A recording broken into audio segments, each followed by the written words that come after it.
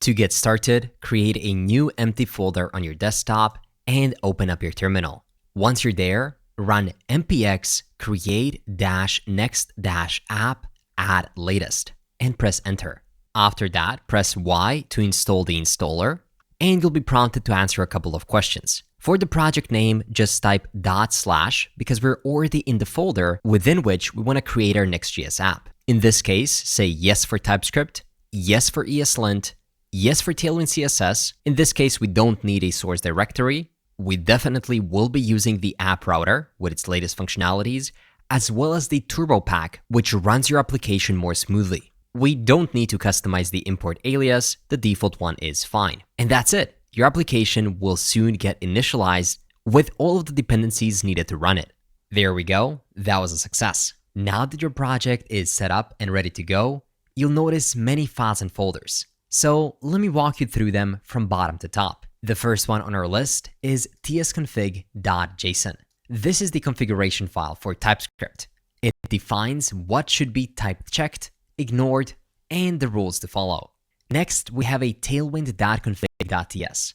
This is where you can add additional Tailwind setup. You can extend Tailwind by customizing colors, sizes, shadows, plugins, or anything else you might need. You know about README, right? It's a simple markdown file that explains how to run the project. Next, we have a post-CSS config.mjs. It's a configuration file for post-CSS, a tool used to process CSS with different plugins. In this case, it uses Tailwind CSS as a plugin, which allows you to use utility-first classes in your project. Package log.json is a file that logs the version of dependencies and their sub-dependencies, ensuring that everyone working on the project uses the exact same versions. Package.json is a bit simpler, and it contains all the current dependencies and scripts. There's a dev script which starts Next.js in development mode with hot module reloading, error reporting, and more.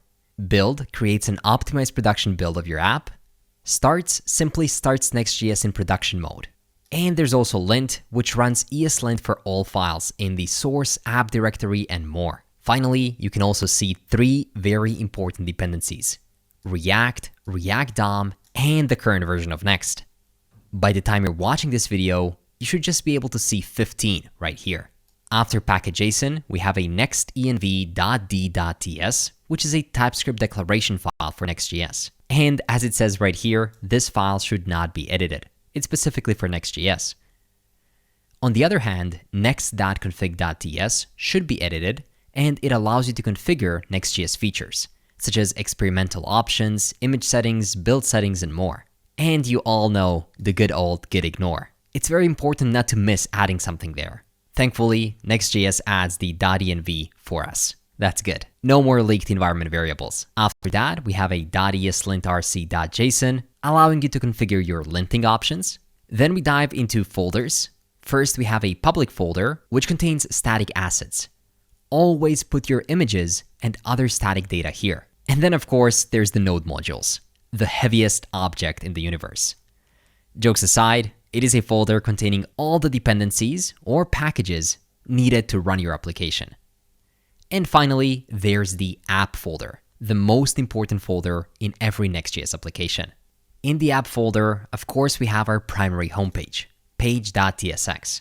But before we check out the rest of these pages in detail, let's first run our application to see it in the browser. I'll open up the terminal and press npm run dev. This will run it on localhost 3000. So open it up. There we go. Next.js. Get started by editing app page.tsx.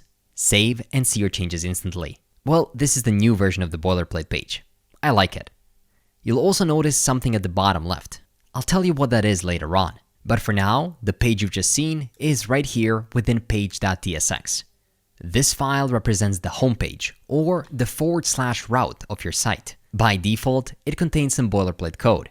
So let's remove it and return a single H1 that says welcome to Next.js. We can also give it a class name of text-3xl. If I save it and go back to the browser, you'll see the changes instantly thanks to HMR, Hot Module Replacement. Among the other folders that we have here, the first one are fonts, and this is where you can store your font files. It's actually preferable to using something like Google Fonts. Think of it as self-hosting your own fonts. There's a favicon.ico. It's a file that appears on your browser's tab. Then there's the globals.css file, where you can write all of your custom CSS or simply import Tailwind CSS. After that, we have a layout.tsx. This is the main entry point for your application. Anything you do here will be applied across all pages and routes. That's why here we're importing the fonts, the styles, and the metadata. For example, let's change the metadata from create next app to something like hello, Next.js. I've even added a waving emoji. And even without reloading, you can see the changes in your browser. And I know many of you will wonder what kind of browser is this? I'm using Arc. You can check it out. I like it quite a lot. And finally, we're getting back to the page.tsx where we initially made those changes. That's it. That's the most important folder of your app. And all of the changes that you make to your app will go inside of this app folder.